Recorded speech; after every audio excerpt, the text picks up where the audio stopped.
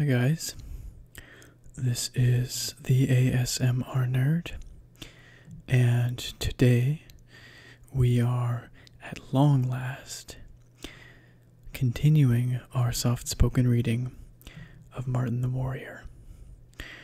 This is long overdue. It's been almost 2 months, I think, since I posted the previous chapter, chapter 6, and today we're going to be continuing with chapter 7.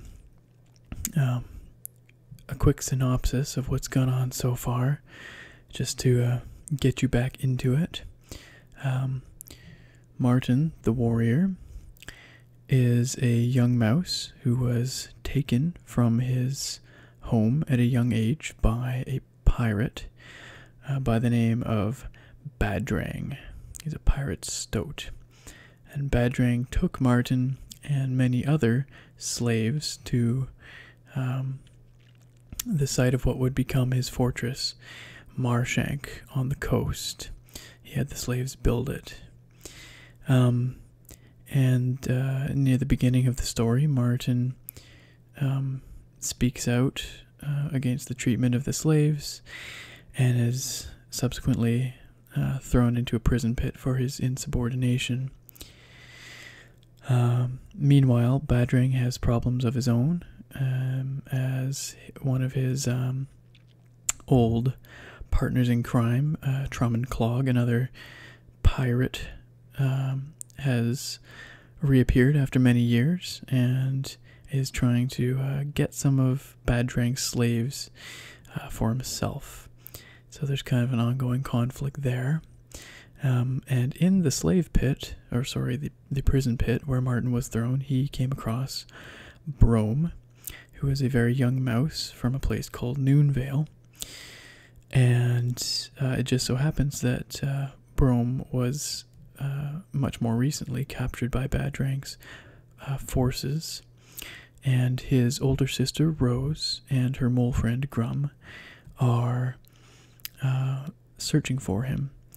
And they've discovered that he's in the prison pit in Marshank, and Grum, the mole, is digging down and in to the prison pit to try and help Martin and Brome and their friend, another slave, Feldo the squirrel, escape.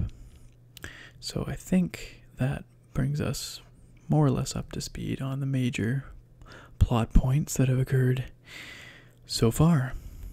So let's begin on chapter 7.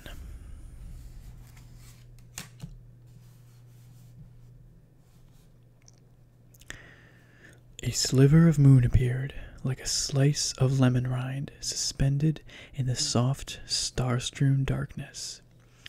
The tide was at full flood, without a wind to drive it. Small silver-tipped waves lapped shyly on the shore, gradually devouring the coastland up to the tide line. Little sound was heard, save for the muted splash of muffled oars and the hoarse muttered curses of Captain Clogg as he urged the 4 longboats through the dark waters. "Come on, bend your backs, you bottlenose bandits!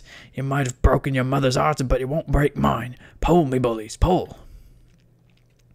Clogg's ship was beached around a point south of the headland. The wily stoat was planning a surprise attack on Marshank. The corsairs rowed steadily as Clogg kept watch. "Har, there 'tis, me buckos. Badrang's fine castle. Mayhaps it won't look so fine when I'm done with it. Oilback, wet paw, keep those ropes and grappling hooks close by. Poisonaires, eh? I'll give that scheming stoat a night to remember. Here, but what am I talking about? Dead beasts don't have no memory, and that's what his high mighty Badrang'll be when I lay sword to him. Dead." The 4 boats pressed on through the night waters, laden with hardened ruffians, all armed to the teeth, with bows, arrows, pikes, spears, daggers, slings, and a variety of swords. Lumpback and Stiff-Ear were on the wall top, keeping guard. The 2 weasels lounged against the timber posts. Lumpback was not in the best of moods. He prodded Stiff-Ear with his spear butt. Stop drumming your paws. It's getting on me nerves. Stiffier had been half asleep. He grabbed his spear, bristling. I'm not drumming me paws, slobber chops. Look, they're still. What you calling slobber chops, you? Something's drumming. Can't you hear it? Sort of a soft tapping noise. No, I can't. And if you prod me one more time with that spear, I'll shove it up your snout. Drumming noises. It's probably your tiny brain drumming round your thick skull.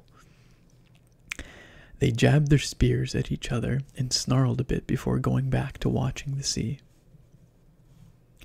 I can hear it drumming away, Lumpback started, muttering again.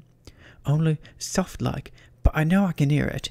Stiffy, see that rock out there on the shore, that one yonder? I could swear I saw a pile of sand being chucked up in the air above it. First drumming, now it's piles of sand. Stiffier blew a long sigh of impatience. What's the matter with you, toe brains? Did you eat some bad fish for your dinner? Lumpback pointed with his spear. There, I saw again, like sand being tossed up in the air, right above that rock, see? Stiffier stared hard at Lumpback, shaking his head pityingly. That's the crabs having a dance. They do every few nights, you know, kicking the sand up with their little claws or jigging like away like Billy-O. Don't talk rubbish. Lumpback curled his lip in a sneer.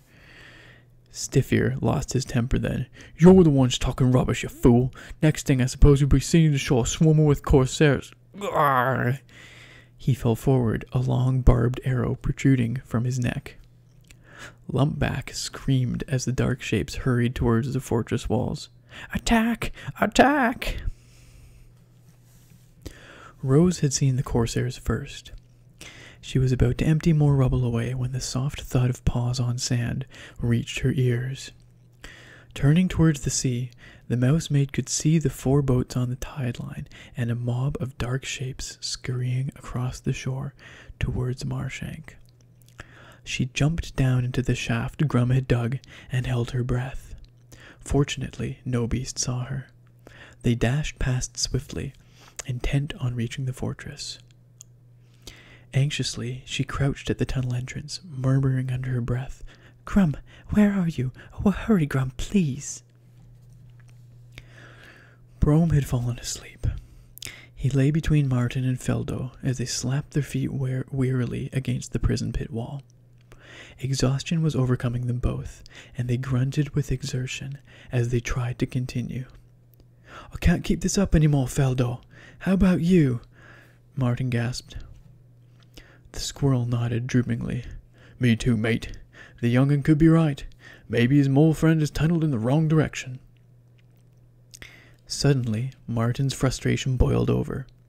With a wild effort, he kicked the wall fiercely, shouting between each thud, We're not going to die down here! Without warning, both his foot paws shot through the side of the wall, and a muffled cry rang out from the hole. Bow her, sirs! Hold hard, 'tis I, Grum! Badrang leapt from his bed as Gurrid roused him with a panicked squeak. Lord, 'tis Clogg's corsairs, they're attacking! Throwing on a chainmail vest and grabbing his sword, the tyrant pushed his frightened henchrat to one side. Of course he is, Addlebrain. I wouldn't have expected him to do anything else. Come on, I'll hold position on the walls. Gurrid scurried along at Badrang's side. Aye, Lord, they're up there as soon as the guards shouted a warning. Good. I'll be at the main gate. Send Skullrag to me right away. Moments later, Skullrag came hurrying down from the wall top. Sire, they're pressing hard, but we're holding him off. Where's Clogg's ship? On the tide line or in the bay?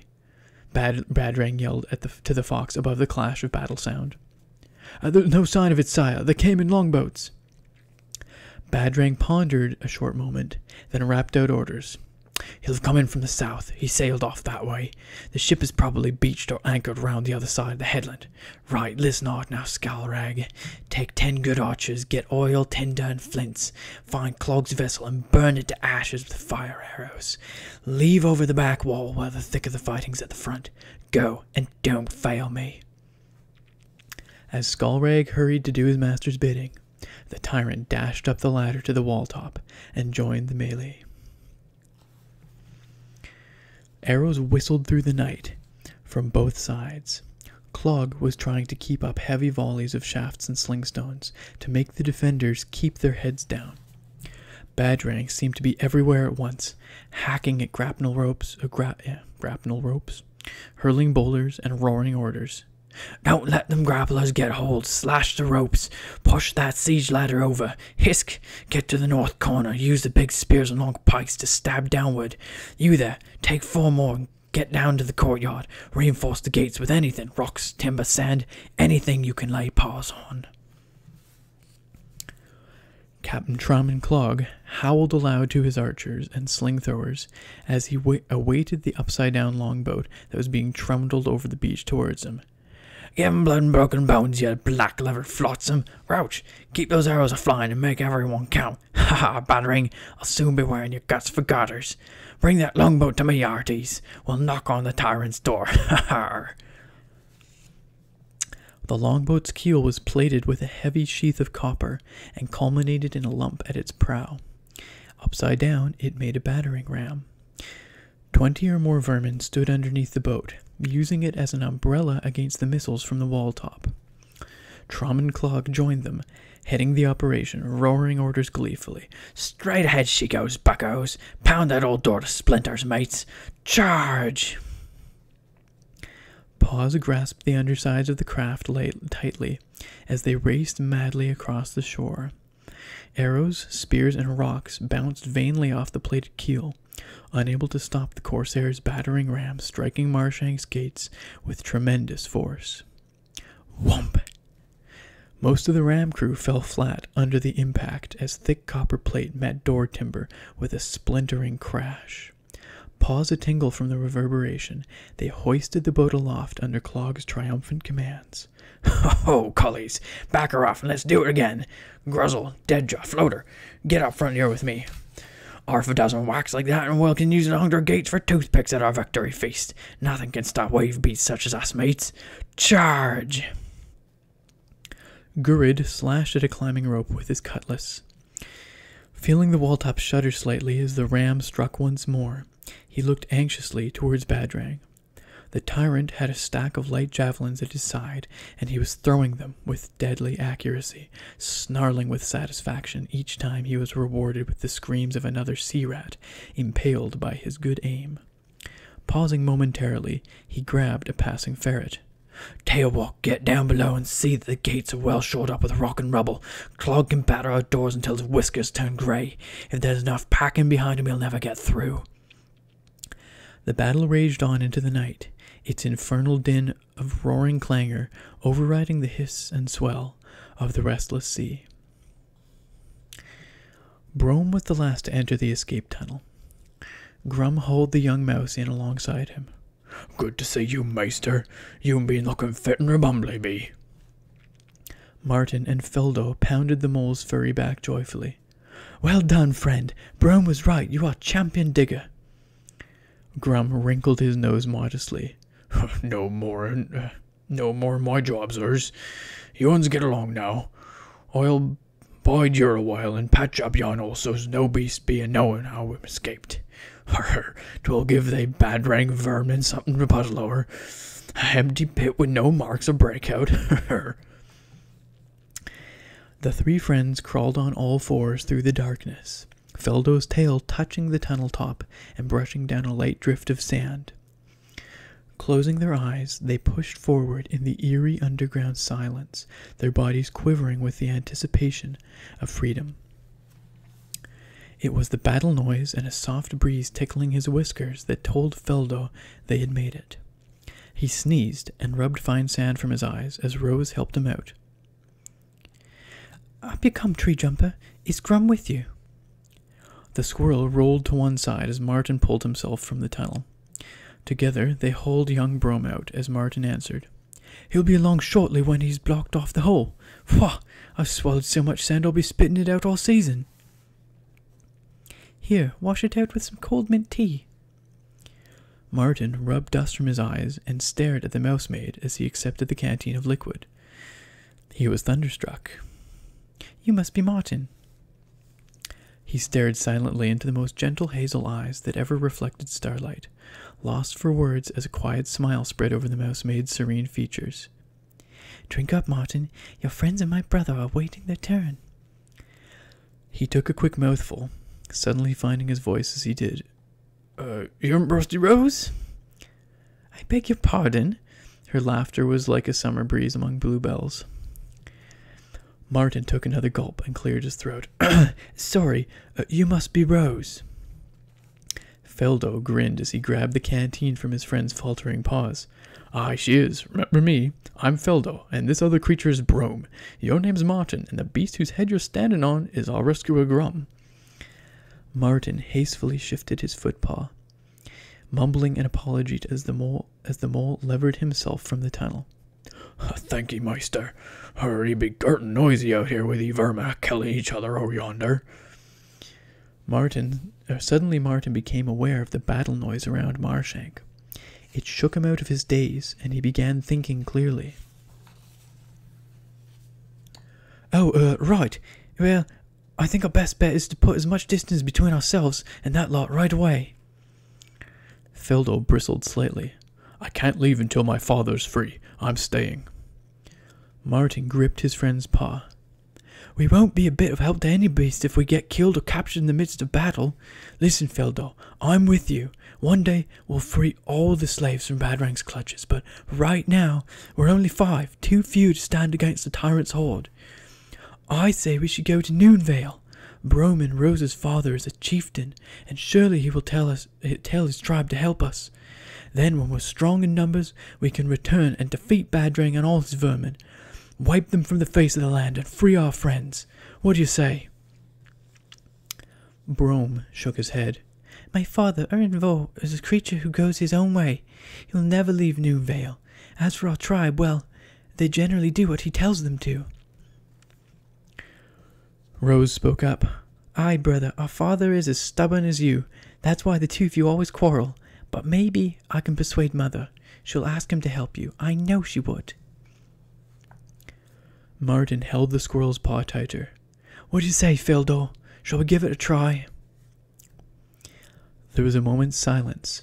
Then Feldo nodded. I'm with you. If we can raise an army at Noonvale, then one day I'll return to dance on Badrang's grave. Martin's eyes shone at the thought of it. And I'll be dancing with you, friend, holding the sword that once belonged to my father. Rose, Brome, and Grum clasped their paws with Martin and Feldo over the escape hole. We'll do it, friends together.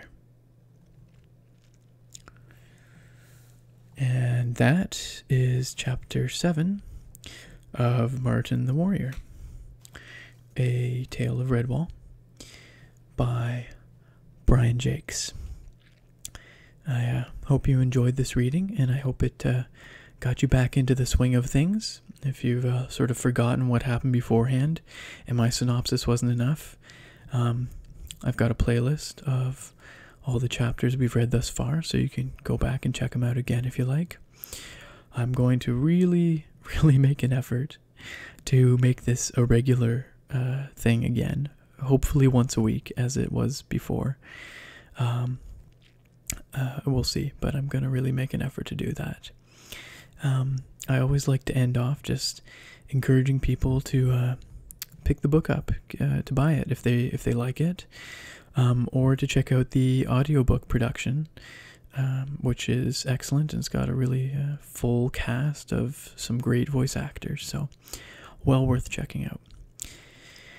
Anyhow, I thank you very much for joining us here today for our Redwall reading, and I look very forward to seeing you again next time.